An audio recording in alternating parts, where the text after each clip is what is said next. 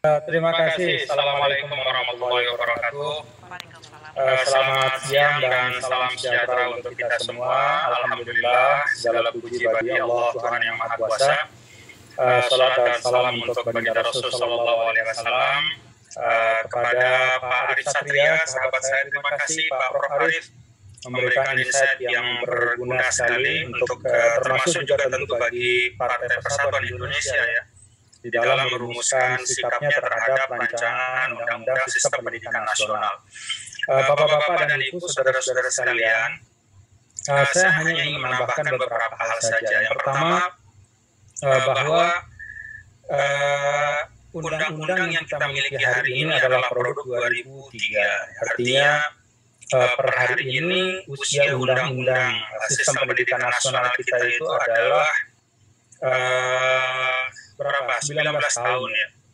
Usia yang menurut saya cukup layak ya untuk kita tengok kembali, melihat bahwa lanskap ya, bukan hanya pendidikan ya secara nasional, tapi juga perkembangan dunia yang sangat cepat gitu, sehingga regulasi yang kita miliki harus punya daya seperti disampaikan oleh Bapak Profesor Arif Satria tadi, punya daya antisipatif ya, untuk bisa melihat, memproyeksi perkembangan-perkembangan dalam dunia pendidikan di Indonesia yang pasti tidak akan lepas dari tren-tren yang ada di dunia.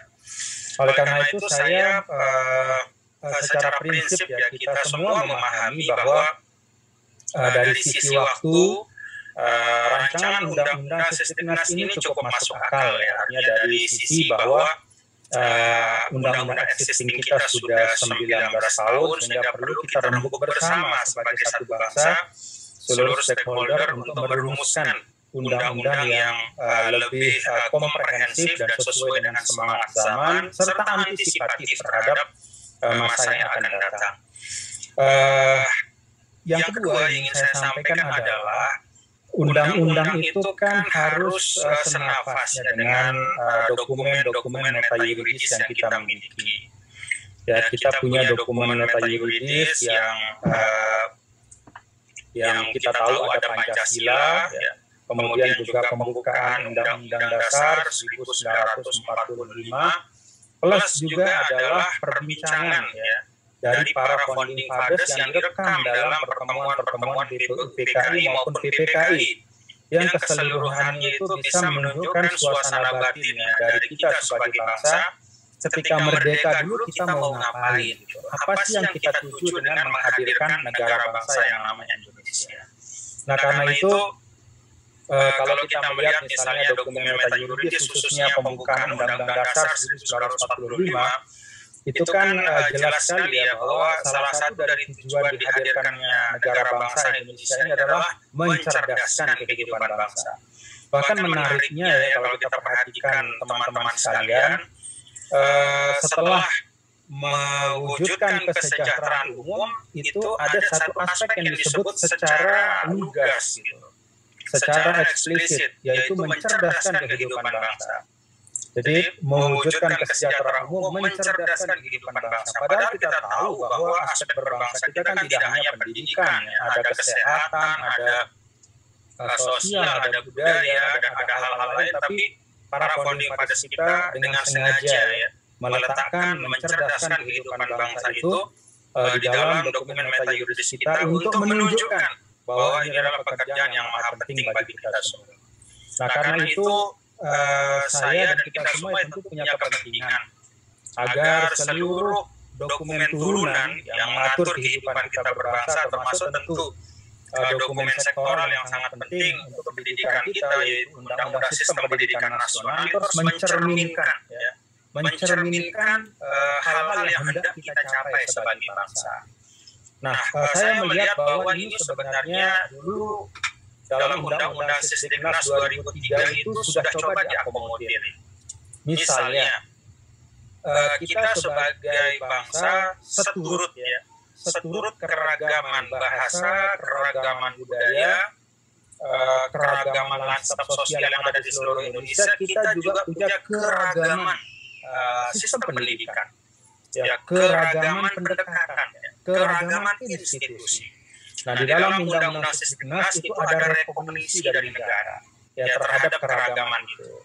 Salah satu buktinya adalah madrasah ya, itu pesantren juga ya. Madrasah, pesantren itu dimasukkan. Ya. Madrasah itu dimasukkan menjadi bagian dari sistem pendidikan nasional. Nah, ini satu rekognisi bahwa memang kita punya beragam institusi di tingkat masyarakat yang mencerdaskan kehidupan bangsa, gitu, yang bergerak di bidang pendidikan. Nah, asas ini saya mohon ketika kita bicara tentang revisi Undang-Undang Sistem Pendidikan Nasional harus tetap dijaga ya asas rekognisi ini.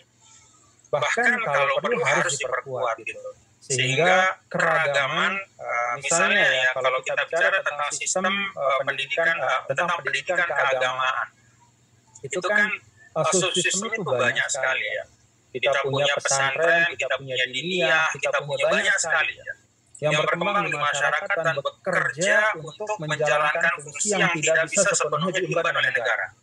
Ya, karena negara dengan keterbatasan sumber daya, dia tidak atau belum mampu ya sepenuhnya melaksanakan amanat konstitusi, sehingga rakyatlah ya, masyarakatlah yang mengambil inisiatif untuk kemudian membangun, mengembangkan lembaga-lembaga pendidikan, termasuk di antaranya pendidikan keagamaan. Karena itu rekognisi harus ada. Ya. Saya menambahkan yang disampaikan oleh Pak Prof. Arief tadi, selain adaptasi, selain juga tadi ada beberapa hal yang beliau sampaikan, ada 3 hal ya. Itu saya meminta asas rekognisi ya, khususnya terhadap keragaman, keragaman subsistem ataupun subsistem. Ya, baik itu menyangkut kelembagaan, baik itu menyangkut juga latar belakang, karakteristik yang ada, itu harus semuanya diakomodir. Ya. Jadi kalau bicara pendidikan, maka asas pemerintah sebagai fasilitator itu harus dikedepankan. Ya. Asas sebagai fasilitator di atas asas sebagai regulator. Regulator tentu penting, namanya pemerintah, dia harus meregulasi, mengatur, tetapi memfasilitasi itu harus diingat, sehingga regulasinya tidak justru mempersulit ya lembaga-lembaga yang sudah berkembang. Nah, yang kedua selain rekognisi adalah menurut saya itu asas afirmasi. Jadi kalau kita bicara tentang pendidikan nasional dan kita memahami ini sebagai hajat kita sebagai bangsa secara kolektif, mulai dari dasar sampai pendidikan tinggi, maka yang kita perlukan adalah satu regulasi yang memberikan afirmasi. Afirmasi itu kalau dalam konteks misalnya ada keragaman kualitas dan mutu. Misalnya ya, di antara sekolah-sekolah yang ada. Nah, Undang-Undang Sistem Pendidikan Nasional ini yang mau dibikin itu harus merumuskan ya, langkah-langkah agar disparitas kualitas dan mutu antar lembaga pendidikan di Indonesia bisa diperkecil. Nah, ini harus ada langkah-langkahnya. Untuk itu, maka harus ada afirmasi. Afirmasi itu bisa berupa, ya, misalnya katakanlah program-program penguatan ya, baik itu berupa dana ataupun sarana dan prasarana pendidikan yang diperlukan, sehingga daerah-daerah tertentu misalnya yang terdepan, yang terpencil ya, itu bisa mendapatkan afirmasi. Tidak boleh diperlakukan sama dan itu harus bunyi dalam undang-undang yang akan dibuat. Ya. Afirmasi ini penting ya, karena kita juga ingin menjadikan pendidikan sebagai instrumen untuk memperkuat kesatuan bangsa. Ya. Jadi pendidikan tidak hanya menjalankan fungsi dasarnya yaitu mencerdaskan anak bangsa, tetapi juga menjadi bagian dari membangun integrasi nasional, ya. Membangun satu keutuhan kita sebagai bangsa.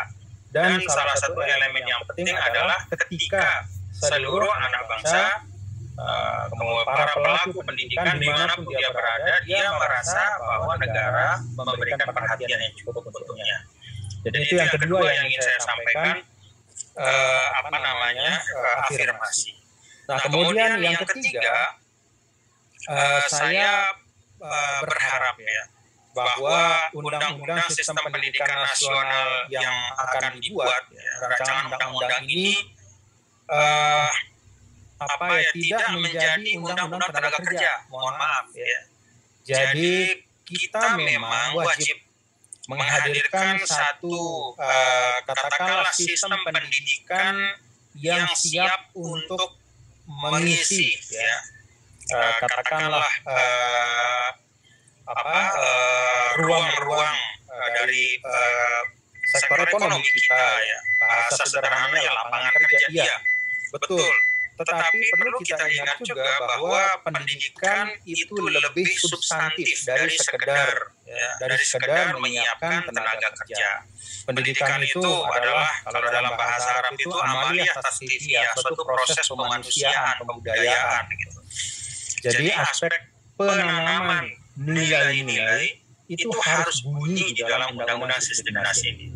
Nah, karena itu sebenarnya saya cukup mengapresiasi beberapa waktu yang lalu ketika Kemendikbud mengeluarkan PJP ya, Peta Jalan Pendidikan, ya, di mana di situ ada eksplisit misalnya iman takwa, kemudian juga akhlak mulia dan hal-hal lain yang sifatnya values itu ditekankan. Karena saya berharap rancangan undang-undang yang akan dibuat ini juga mencerminkan ya values kita sebagai bangsa, manusia Indonesia yang kayak apa yang hendak kita bentuk dengan proses pendidikan ini.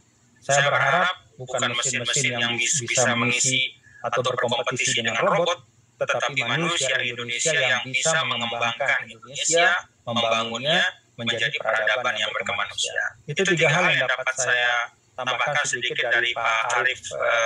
Arif tadi, yang telah menyampaikan banyak hal yang sangat bermanfaat. Saya kembalikan, terima kasih kepada moderator. Assalamualaikum warahmatullahi wabarakatuh. Waalaikumsalam warahmatullahi wabarakatuh.